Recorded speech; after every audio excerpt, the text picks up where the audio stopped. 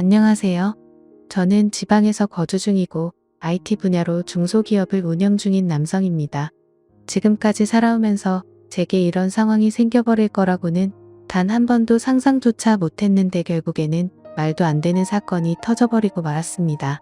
우선 제 고민을 간략히 먼저 말씀드리자면 얼마 전부터 저는 인간으로서 해서는 안 되는 일을 저지르고 있네요. 그건 바로 장모님과 도저히 납득할 수 없을 정도로 걷잡을 수 없는 사이가 되어버린 겁니다. 저는 지금으로부터 3년 전에 지금의 제 아내를 만나게 되었죠. 저희는 소개팅 같은 흔한 자리로 만나게 되었던 건 아니었습니다. 그 당시에 가장 친하게 지내던 동생과 약속이 있었고 퇴근을 하고 나서 술자리를 가지게 되었습니다.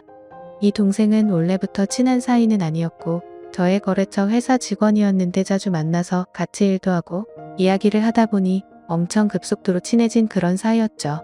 평상시에는 동생과 둘이서만 술을 마셨기에 그날도 아무런 생각 없이 술을 마시고 있었습니다. 그런데 평소와 다르게 동생은 갑자기 제게 사업이 그렇게 잘 되고 있는데 도대체 왜 여자친구를 만들지 않느냐는 질문을 시작하더니 갑자기 아는 여동생이 있는데 소개를 시켜준다고 하더라고요.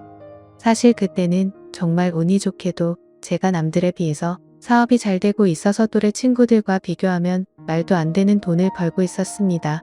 그래서 잠자는 시간을 제외하고는 항상 회사에서 일만 하는 일벌레처럼 지내고 있었죠.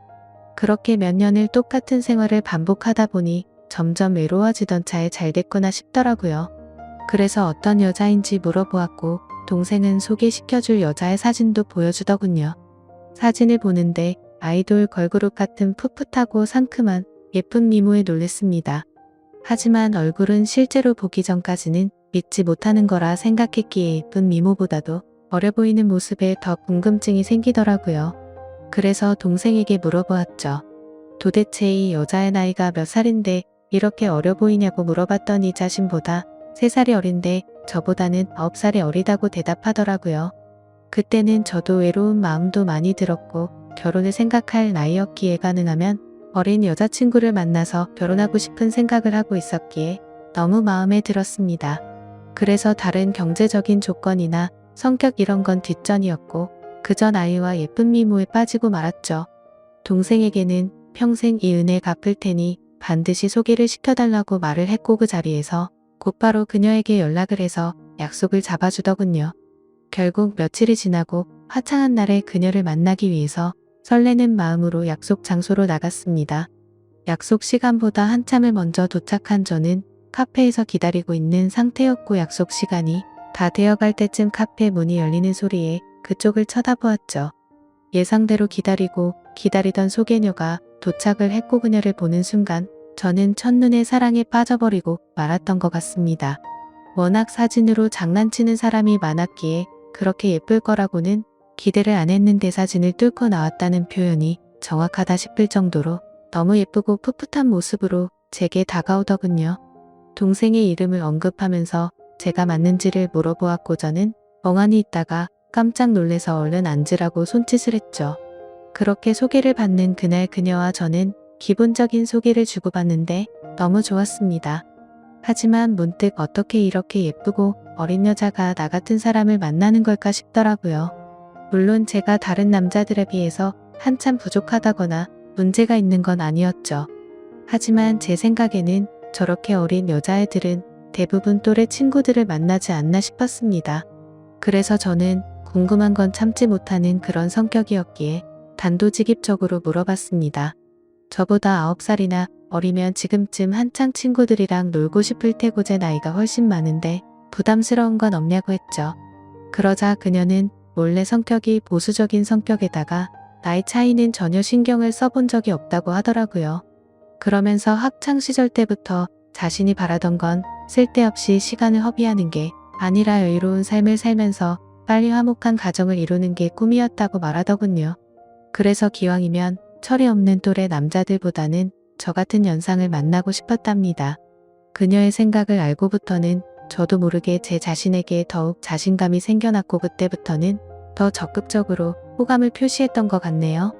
결국 그날 늦은 시간까지 함께 이야기를 하면서 서로의 생각을 확인하게 되었고 그 뒤로도 몇 번의 만남을 더 가지고 나서 저희는 연애를 시작하게 되었습니다. 제게는 너무 과분할 정도로 예쁘고 어린 여자친구가 생겨서 행복할 따름이었죠. 그래서 그랬는지 연애를 하면서 사소한 문제들에 대해서 너무 쉽게 지나치기도 했던 것 같습니다. 여자들이 남자들보다는 정신연령이 더 높고 어른스럽다고 말들은 하지만 확실히 9살이 어린 여자친구는 어리다는 느낌이 종종 들었었죠.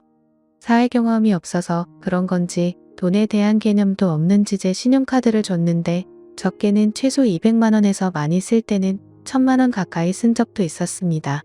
나름대로 여유가 있었기에 심각한 문제까지는 아니라고 착각을 했었죠. 그래서 그렇게 많이 썼을 때는 은근슬쩍 잘못된 걸 지적해줬더니 알겠다고 하더라고요. 하지만 괜찮아졌나 싶더니 자연스럽게 또다시 사용 금액이 올라가더군요. 그렇다고 카드를 도로 뺏을 수도 없었고 여자친구와 헤어질 수도 없었습니다. 제가 너무 사랑했었기에 대부분의 모든 것들이 용서가 되더라고요. 그리고 결혼하고 나서 아이도 낳고 하면 경제적으로 더 조심하는 여자가 되겠지라고 생각했었죠. 또 문제가 됐던 건 밤낮 가릴 거 없이 하루 종일 울려대는 카톡 메시지였죠. 여자친구가 대학교를 다니고 있었을 때인데 어떻게 연락처를 알고 연락이 오는 건지 별의별 남자들이 다 찝적대더라고요. 물론 여자친구가 인기가 많은 건 남자친구로서 으슥할 수 있는 건 맞았지만 이것도 한두 번이지 연애하는 동안 매일같이 겪으니 스트레스가 너무 많이 쌓이더군요. 그렇다고 여자친구가 답장을 하지 않고 무시하는데 뭐라고 할 수도 없는 노릇이었죠. 하지만 나중에 다시 언급되겠지만 결혼을 하고 나서 이 문제로 인해서 결국에는 큰 문제가 생겨버리고 말았습니다. 아내와 저는 사소한 문제들을 뒤로하고 1년 동안의 연애를 하고서 여자친구에게 프러포즈를 했습니다. 예상대로 여자친구도 저와의 결혼을 받아주었고 양가 어른들을 만나 뵙고 인사를 하려고 상견례를 잡았죠. 그리고 그날 처음으로 마주한 장모님의 모습에 기겁을 할 수밖에 없었습니다. 저희 가족이 먼저 도착을 해서 룸식으로 된 곳에서 기다리고 있었고 저는 긴장한 나머지 배가 아파서 화장실로 가게 되었죠. 그리고 볼일을 보고서 나오다가 어떤 여성분을 마주쳤는데 말 그대로 숨이 막힐 정도로 예쁘더라고요. 고급스러운 음식점이어서 연예인들이 흔하다고 들었기에 말로만 듣던 연예인인가 보다 했습니다. 그렇게 그런 생각을 뒤로 하고서 방으로 들어가니 여자친구가 와서 앉아 있었고 장모님은 화장실에 가셨다고 하더군요. 그때 머릿속으로 설마했습니다. 혹시 연예인 같던 그 사람이 여자친구의 어머니겠어 라고 생각했는데 아니나 다를까 잠시 후 들어온 그 연예인 같았던 사람이 바로 저희 장모님이었습니다. 솔직히 충격 그 자체였었죠. 어느 누가 장모님을 그렇게 생각할까 싶었는데 저희 부모님도 저와 마찬가지로 놀라신 듯한 표정으로 쳐다보고 계시더라고요. 당황스러운 상황을 뒤로하고 식사를 하면서 이야기를 들어보니 장모님이 어린 나이에 철이 없으실 때 제 여자친구를 낳게 되셨고 저와의 나이 차이가 겨우 11살밖에 나지 않더군요. 제게 있어서 아내와 장모님 나이 차이가 위나 아래로나 별로 차이가 나지 않는 거였습니다. 하지만 장모님과 저를 놓고서 겉으로 보면 제가 오히려 더 나이가 많아 보일 정도였습니다. 그동안 여자친구가 왜 이렇게 예쁘고 동안인가 했더니 어머니를 닮아서 그랬던 거구나 싶더군요. 그렇게 상견례 자리는 서로가 기분 좋게 이야기는 오고 갔지만 장모님께서는 내심 걱정이 많이 되셨던 것 같더라고요. 아내와 제가 나이 차이가 많이 나서 아내가 저를 제대로 이해하고 감당은 할 수가 있을까 하는 그런 생각들이 있으셨던 거죠. 심지어 저희 장모님은 이른 나이에 결혼을 실패하신 미혼 모셨기 때문에 더 그랬던 것 같습니다.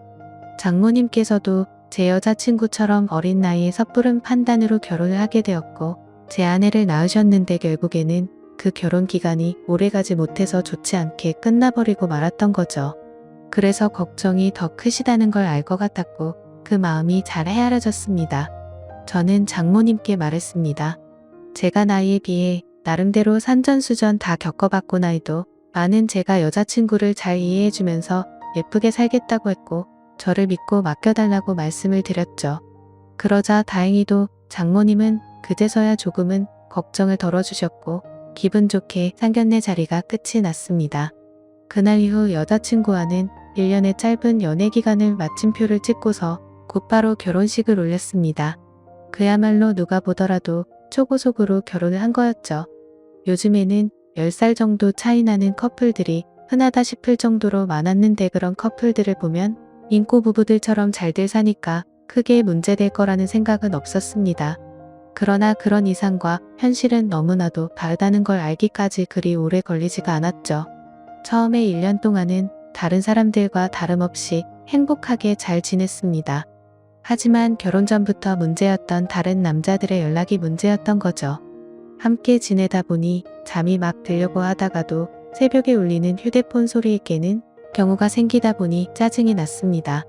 그것도 급한 연락도 아니고 별것도 아닌 걸로 일부녀에게 추근덕대는 남자들의 연락이니 당연히 화가 날 문제가 아닐까요? 솔직히 결혼을 하게 되면 이런 문제가 없을 거라고 생각을 했고 여자친구도 단호하게 잘 거절할 거라고 생각을 했습니다. 그래서 지나가는 말로 몇 번을 말해봤었는데 소용이 없더라고요. 휴대폰 연락처를 바꾸라고 하면 어릴 때부터 쓰던 번호라서 그럴 수가 없다고 했고 개인적으로 하는 소셜 계정이라도 없애면 덜하지 않겠냐고 하니까 그러기가 싫다더군요. 왜 가정주부가 그런 것까지 굳이 하려고 하는 건지 물어보니 어린 나이에 시집와서 이런 거라도 안 하면 우울증이 올 것 같다더라고요. 아내의 그 말이 너무나도 황당했습니다. 결혼 전에는 또래 친구들이랑 놀기 싫고 빨리 결혼해서 화목한 가정을 이루고 싶다더니 말이죠.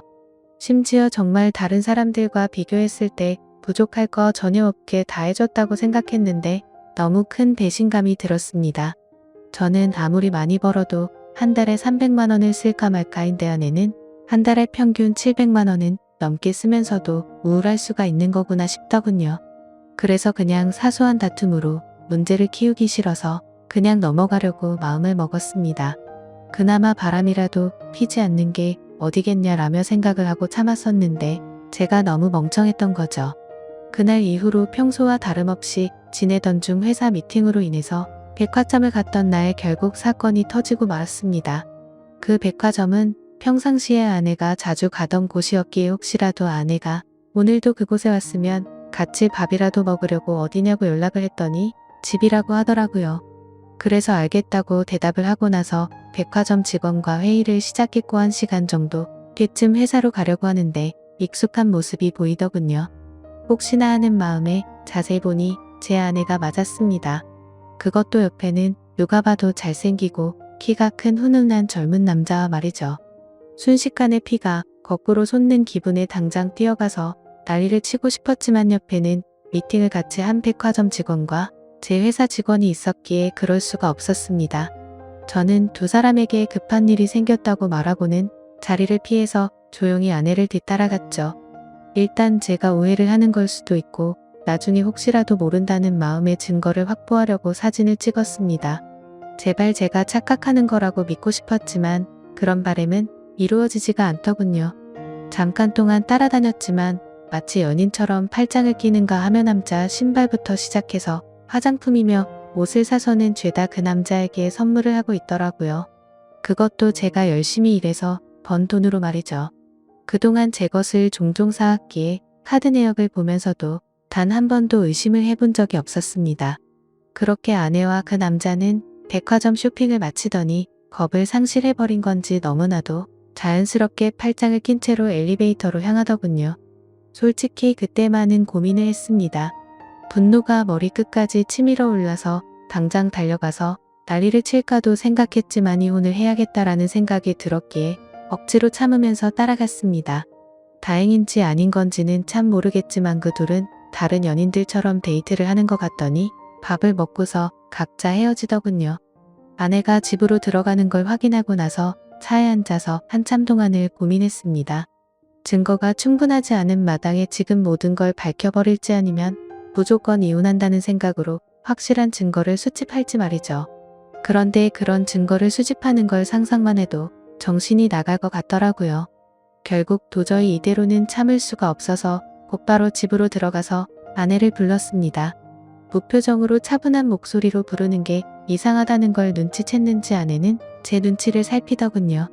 그래서 저는 지금부터 내가 하는 이야기에 거짓말을 조금이라도 한다면 우리 사이는 끝이라고 못을 박았습니다. 그리고 나서 아침에 찍었던 사진들을 보여주면서 이 남자 누구냐고 물어봤죠. 그러자 아내는 정말 미안하답니다. 그런데 생각하는 그런 오해할 짓은 절대로 하지 않았다고 하더군요. 그동안 아내는 집에서 가정주부로 살면 마냥 행복할 줄만 알았답니다. 그런데 집에서만 지내다 보니 너무 우울증이 심해졌고 그러다가 메시지를 주던 한 남자와 이야기를 했답니다. 결국 그러다 호감이 가서 연락을 주고받았지만 오늘 만난 게 이번째였고 그 남자와 아무런 일도 없었다고 하더라고요. 솔직히 그 말이 믿고는 싶었지만 바보같이 온전히 다 믿을 수가 없어서 말했습니다. 너는 겨우 2번 만난 사람한테 저런 명품들은 선물하냐고 물어봤죠. 그러자 아내는 자신이 너무 돈에 대해서 별 다른 생각이 없었던 것 같았다고 하더군요. 그냥 아무런 생각도 없이 선물을 해준 건데 지금 생각해보니 제정신이 아니었던 것 같답니다. 저는 그래서 단호하게 무표정으로 대답을 했죠. 이미 우리는 신뢰가 깨져서 예전처럼 믿고 지낼 수가 없을 것 같다고 말했고 이혼하자고 했습니다. 그제서야 아내는 상황의 심각성을 깨달았는지 울면서 말했죠. 거짓말 없이 전부 솔직하게 말했는데 왜 그러는 거냐며 2번 다시는 이런 일 없을 테니까 한 번만 용서해달라고 했고 제 바람대로 개인 소셜 계정도 지울 거고 연락처도 다 바꿔버린다고 하더군요. 그리고 카드도 사용하면 오해할 일 없게 카드 내역 전부 보라고 하면서 울더라고요. 솔직히 너무 많이 사랑했었기 때문에 이혼을 한 번도 생각조차 못 해본 터라 저도 너무 당황스러웠습니다. 그래서 어떻게 하는 게 맞을지 한참을 고민하다가 아내의 눈물에 마음이 약해져서 결국 용서를 해주게 되었죠. 그래도 그날부터는 많은 부분들이 달라지기 시작했습니다. 아내는 약속했듯이 번호도 바꾸고 소셜 계정도 지워버렸고 지나친 카드 사용도 줄어들었죠. 그리고 우울한 마음을 없애고 요리를 배울 거라며 장모님 댁을 자주 왕래하더라고요. 하지만 그런 모습에도 불구하고 제 깊숙이 자리 잡은 의심은 절대로 사라지지가 않았습니다. 아내의 말대로 장모님 댁을 가는 게 맞는지 몰래 따라가 본 것도 수차례였으니 말이죠. 아무튼 그렇게 겉으로는 아무렇지 않은 척 생활을 하던 중 아내는 임신을 하게 되었습니다. 그 소식을 듣고부터는 아내에 대한 의심도 많이 줄어들었던 것 같고 예전처럼 아낌없이 잘 대해줬죠. 그리고 날이 갈수록 평소에도 장모님을 잘 따르던 아내는 신체적인 변화들이 생겨나자 그 이전보다도 더욱 많이 장모님을 찾았고 아내가 장모님 댁을 가는 횟수보다도 장모님께서 저희 집으로 찾아오시는 경우가 더 잦아지셨습니다. 저희 집과 장모님 댁은 대중교통을 이용하게 되면 비교적으로 가까운 거리여서 장모님은 이른 아침에 저희 집으로 찾아오셔서 제 저녁까지 챙겨주셨습니다. 뭔가 기분이 참 묘하더라고요. 무슨 미모의 여배우가 와서 밥을 차려주는 기분인데 장모님은 음식 솜씨도 너무 훌륭하셨죠. 저는 그렇게까지 해주시는 장모님을 보면서 늘 감사했습니다. 그렇게 하루하루를 지내다 보니 아내가 임신 8개월이 넘었을 때부터 우리 부부는 갑자기 싸움이 잦아졌습니다. 제가 아내를 예전처럼 잘 대해줘서 그런 건지 아내의 본성이 다시 나오는 건가 싶은 그런 기분이었죠. 아무튼 저희 회사는 IT 업종이라 일의 특성상 야근이 많은 환경이었기에 늦게 들어가는 날이 많았습니다. 그럴 때면 아내는 제게 온갖 짜증을 내면서 화를 내더라고요. 어떻게 임신한 자신을 두고 매번 이렇게 늦게 들어오냐고 말이죠. 심지어 혹시 자신을 이렇게 만들어 놓고 다른 데 가서 딴 여자랑 놀아나는 거 아니냐고 하더라고요. 아내는 그새 본인이 했던 일을 까맣게 잊어버린 건가 싶더군요. 적반하장도 유분수지 누가 누굴 의심해야 하는 건지 참 황당하고 어이가 없었습니다. 솔직히 그때까지만 해도 정말 하늘의 맹세코 절대로 한눈을 판 적이 없었거든요. 그리고 사장이라는 자리에 있기 때문에 가끔은 사기 진작을 위해서라도 직원들과 회식을 해야 하는데도 불구하고 사회생활을 안 해본 티를 내는 건지 아내는 그런 상황들을 절대로 이해해주지 않더라고요. 그냥 회사 일부터 시작해서 집안일까지 일부러 시비를 거는 거 아닌가 하는 생각까지 들었습니다. 아이를 갖기 전까지만 해도 제가 사장이니까 직원들에게 이렇게 해줘야 한다, 저렇게 해줘야 한다 라며 제게 많이 내조를 해줬었던 아내인데 갑자기 이렇게 달라지고 이제는 직원들 챙길 시간이 어디 있냐며 되려 성질부터 내는 겁니다. 그런 모습들로 인해 저도 마음이 많이 지쳤고 제 나름대로 힘들어서 술로 스트레스를 풀어가면서 지내었습니다. 그리고 그렇게 힘들어하는 모습들을 장모님이 가장 가까이에서 지켜보고 계셨었죠. 그러던 어느 날 제가 퇴근하고 집으로 돌아오자 장모님께서는 피곤하지 않으면 집까지 데려다 줄 수 없겠냐고 하시면서 조심스레 말씀을 건네시는 겁니다. 동시에 제 아내에게 박서방을 데리고 가서 집에 무거운 물건들 위치를 좀 바꾼다며 저녁 먹이고서 집으로 돌려보내겠다고 하시더군요. 아내는 알겠다면서 집에 올 때 아이스크림을 사오라고 해서 저는 아내에게 알겠다고 대답을 하고서 집 밖으로 나섰습니다. 그렇게 장모님 댁으로 가는 도중에 이런저런 다양한 이야기들을 많이 했습니다. 장모님께서는 제가 많이 힘들 것 같다면서 저를 위로해 주셨고 지금은 힘들더라도 나중에는 상황이 나아질 거라고 말을 해주시더라고요. 저는 저를 위로해 주시는 장모님에게 고마운 마음이 들었고 평상시에도 장모님께서 미혼모였다는 사실을 알게 된 후부터 아내를 곱고 바르게 잘 키우셨다는 생각에 존경스러웠습니다.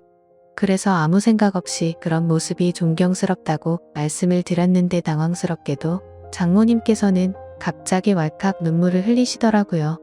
그러시면서 왜 미혼모가 되었는지에 대한 이야기들을 해주시고 왜 혼자서 딸을 키워왔는지 그런 많은 이야기들을 해주시더라고요. 저는 그런 장모님을 보면서 어린 나이 때부터 마음고생이 심하셨겠구나 생각도 들었고 장모님이 이제는 제게 마음을 많이 열어주셨구나 라는 생각을 하였습니다. 그리고 그런 이야기를 듣고 있자니 저도 덩달아 마음이 아팠고 아직도 여자같이 여린 장모님을 보면서 묘한 감정이 생겨나더라고요. 그렇게 그날은 장모님 댁으로 가서 식탁과 TV 선반대를 옮겨드렸고 비빔국수를 얻어 먹고서 집으로 돌아왔습니다. 하지만 그날 이후로 장모님과 저와의 사이에서 문제가 생겨났습니다. 점심에 매일 밖에서 음식을 사서 챙겨 먹는 걸 말씀드렸는데 그런 저를 안쓰럽게 생각해 주셨는지 장모님은 매일같이 도시락을 직접 싸서 제게 가져다 주셨습니다. 장모님은 딸을 보려고 집에 가는 길에 들려서 주는 거라고 말씀하셨지만 제가 운영하는 회사는 저희 집과는 버스로 3정거장 더 멀리 떨어져 있었습니다. 그래서 처음에는 장모님의 수고스러움에 부담스러운 마음도 있었지만 어느 순간부터는 장모님과 점점 더 가까워졌고 그런 일상들이 당연하게 여겨지더군요. 그러다 보니 오늘은 무슨 반찬을 갖다 주실까라는 생각도 하고 저도 모르게 장모님을 기다리고 있더라고요. 그리고 그런 나날들을 보내다 보니 경비실에 계신 분들과 청소하는 분들이 사모님이 이렇게 정성스럽게 도시락을 매일 갖다 주시냐며 사모님이 연예인처럼 미인이시다라고 하시더군요. 아마도 주변 분들이 볼 때는 당연히 부부 사이라고 봤을 것 같습니다. 장모님의 외모는 너무 동안에다가 저와 나이 차이도 많지 않았고 미모도 연예인처럼 훌륭하셨으니깐요. 심지어 어떤 장모님이 이렇게 매일같이 도시락을 싸서 직접 갖다 줄 거라고 상상이나 할까요? 저는 아내와 연애할 때부터 결혼해서까지 이렇게 따뜻한 배려를 받는 건 처음이었고 정말 아내와 장모님의 행동이 비교가 되면서 뭔가 모를 마음이 들더라고요. 아무튼 그렇게 시간은 흘러갔고 저와 아내 사이에서 아이가 태어났습니다. 하지만 믿음이 깨지지 않을 거라고 수천 번을 생각했지만 그때부터 또다시 의심이 커져갔죠. 누가 보더라도 아이의 생김새가 아내도 닮지 않았고 저와도 너무나도 달랐기 때문입니다. 물론 조금 더 커봐야 알 수 있다고는 하지만 의심보다는 확실한 게 좋다고 생각을 했고 저는 조용히 유전자 검사를 의뢰하게 되었죠. 그렇게 아내는 아무것도 모른 채 아이를 낳고 산후조리원에 있었고 그동안 저는 혼자서 집에 있어야 했습니다. 아내의 몸이 약한 편이라 남들보다 더 길게 해서 3주 동안 그곳에서 지내기로 했고 그러면 그 오랫동안 제가 밥도 제대로 못 챙겨 먹겠고 살림도 제대로 안 되겠다며 장모님과 아내가 말하더군요.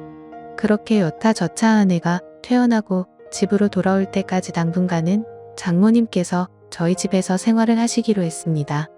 유전자 검사 결과가 나오기까지 비밀로 하기 위해서 평상시와 다름없이 행동했습니다. 첫째 날에는 산후조리원에서 밤늦게까지 있다가 집으로 돌아와서 별 다른 일이 벌어지지 않았는데 둘째 날에는 결국 일어나서는 안 될 일이 벌어지고야 말았습니다. 그날은 첫째 날보다 일찍 집으로 들어갔는데 장모님이 민소매의 굉장히 짧은 반바지에 편한 차림으로 청소를 하고 계시는 겁니다. 그 모습을 보는 순간 저는 정말 깜짝 놀라버렸습니다. 사실 말이 장모님이지 40대 초중반의 장모님은 밖에서 보면 어느 남자들이나 뒤돌아볼 만큼 미모가 훌륭했고 관리를 잘하셔서 20대 못지않은 몸매셨죠. 장모님이 아니라 다른 여자였다면 이렇게 놀라지도 않고 아마도 계속 몰래 쳐다보았을 정도입니다. 하지만 장모님의 그런 광경을 보기에는 너무 부담스러웠고 그렇다고 또 장모님을 보고 옷 좀 단정하게 입어주시면 안 되겠습니까? 라고 하기에는 너무 버릇이 없던 거였죠. 결국 저는 조심스럽게 놀란 마음을 진정시키고 눈을 돌린 채 얼른 제 방으로 들어갔습니다. 그렇게 장모님은 집 여기저기를 한참 청소를 하시더니 저녁 식사를 차릴 테니 얼른 씻고 나와서 식사를 하라고 하시더군요. 그렇게 저는 샤워를 하러 들어갔고 장모님과 단둘이 집에 있는데 이렇게 샤워를 하고 있자니 뭔가 기분이 묘하고 기분이 싱숭생숭하고 묘한 생각이 들기까지 하더라고요. 저는 샤워를 마치고 장모님과 저녁 식사 자리를 가지면서 밥을 먹고 있었습니다. 장모님은 그동안 딸이 임신하고부터 아내가 그동안 저에게 했던 행동들에 대해서 이해해 주라면서 미안하다고 사과를 하시더라고요. 저는 충분히 이해한다며 걱정 말라고 말씀을 드렸고 장모님과 저는 그렇게 이런저런 얘기를 나누면서 식사를 하고서 맥주를 한잔하였습니다. 한 병이 두 병이 되고 두 병이 세 병이 되고 점점 마시다 보니 장모님과 저는 금세 술에 조금 취하게 되면서 그때 이미 저희 둘 사이에 아내의 존재는 서서히 흐려지기 시작했습니다. 마치 오래 만나온 이성 간의 친구처럼 장모님이 점점 더 예뻐 보였고 기분이 좋아졌습니다. 어쩌면 아내와 매번 느끼고 지내던 세대 차이를 장모님과는 전혀 느껴지지 않았고 그렇게 긴 대화를 주고받았던 것 같습니다. 냉장고에 있던 맥주들도 다 동이 나게 되었고 오래간만에 술이라 뭔가 부족하더군요. 그때 눈에 띈 건 진열대에 놓여있던 양주였고 그 양주를 열면서부터 저희 둘의 경계선도 열리게 되었습니다. 40대 초중반의 나이의 얼굴은 30대 못지않고 또 몸매는 20대도 부럽지 않을 만큼의 장모님은 누가 봐도 관리를 잘했기에 그동안 저도 몰래 키워왔던 제 마음이 저도 모르게 생겨나기 시작했습니다. 술에 잔뜩 취해버려서 식탁에 엎드려 자고 있는 장모님을 보고 있는데 정말 피부가 뽀얗고 잡티 하나 없이 너무 예뻐 보였습니다. 그래서 저도 모르게 아내가 아니라 장모님을 만났으면 어땠을까요? 라고 했고 잠들어 있는 장모님을 앞에 두고 모든 사실을 터놓고 하소연을 했죠. 결혼 후에 아내에게 있었던 일에 대해서 말을 했고 믿음이 없어졌다는 사실과 장모님의 행동들이 너무 설레어서 이제는 내 감정과 마음을 모르겠다는 말을 했습니다. 그리고 결정적으로 유전자 검사를 했다는 사실까지 말을 해버린 거죠. 그 말을 꺼내고 나서는 아차 싶어서 봤지만 아무런 미동조차 없는 장모님을 보면서 안심을 했고 더 이상 실수를 해서는 안 되겠다 싶어서 방으로 들어가서 잠을 잤습니다. 그리고 다음날 일어나서는 사이로서 해서는 안 되는 말과 유전자 검사를 했다고 말한 기억이 들면서 깜짝 놀랐습니다. 혹시나 하는 마음에 얼른 거실로 나가보니 장모님은 전날에 술을 너무 마셔서 기억이 없다면서 정리가 안 된 술자리를 정리하고 계시더군요. 저는 속으로 한숨을 내쉬며 한편으로는 다행이라고 안심하면서 어색하지 않은 티를 내려고 TV를 봤습니다. 그날은 아내 출산으로 인해 회사를 쉬고 있어서 집에 있었는데 점심때가 다 되어서 장모님은 아내에게 다녀온다며 집 밖으로 나가셨습니다. 그래서 저는 조금은 편안해진 마음으로 조금 더 쉬고 있었습니다. 그날은 어제 있었던 일로 인해 아내에게 죄책감이 몸둘바를 몰라서 차마 얼굴을 보러 갈 수가 없겠더군요. 그렇게 저는 반성을 하면서 집에서 있었고 시간은 자정이 다 되어갔습니다.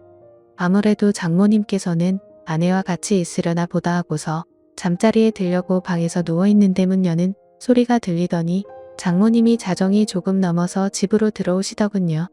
어딜 가서 술을 드신 건지 취하셔서 술 냄새가 진동을 하더라고요. 저는 술에 취한 장모님께 인사를 드렸고 장모님은 스스로 방으로 들어가서 누우셨습니다. 그렇게 잠에 드시는 걸 확인하고 저도 제 방으로 들어와 잠을 자려고 돌아서는데 갑자기 장모님이 저에게 어제 자신에게 했던 말에 대해서 할 말이 없냐고 하시더군요. 내가 어제 잠든지 알았냐며 어떻게 내게 그런 말을 할 수가 있냐고 하더라고요. 저는 정말 깜짝 놀랐고 혹시라도 아내에게까지 이 얘기를 하신 건 아닐까 너무나도 놀랬습니다. 곧장 저는 장모님에게 다가가서 무릎을 꿇고 빌었습니다. 그리고 솔직하게 말했습니다. 그동안 아내에게 받아온 내조와 다르게 장모님이 해주시던 배려가 너무 좋았다고 했죠. 그리고 사람 감정이라는 게 제 마음대로 되는 것도 아니고 그저 술에 취해서 헛소리를 한 거라고 말했습니다. 더 이상 감정 키워나가는 일 없을 테니 걱정 말라고요. 그러자 장모님은 제 아내가 바람을 피운 내용에 대해 물어봐서 사실대로 다 말해줬고 유전자 검사 결과가 나오면 같이 확인을 해보자고 하시더군요. 그리고 결과를 알 때까지는 아내에게는 절대로 비밀로 하자고 하시더군요. 그러겠다고 대답을 하자 장모님은 아직 술이 덜 깨신 건지 갑자기 돌변하시더니 이미 상황은 엉망진창이니 다른 건 전부 다 있고 술이나 같이 마시자고 하시더군요. 그래서 저도 도저히 맨정신으로 버티기엔 감당이 되지 않았고 양주를 거의 원샷하다시피 마셨고 어제보다 더 많은 술을 마셨습니다. 그러던 중 장모님은 자신에게 느꼈던 감정이 진심이냐고 물어봤고 저는 장모님에게 그동안 느꼈던 고마움과 감정들에 대해서 솔직하게 말씀을 드렸죠.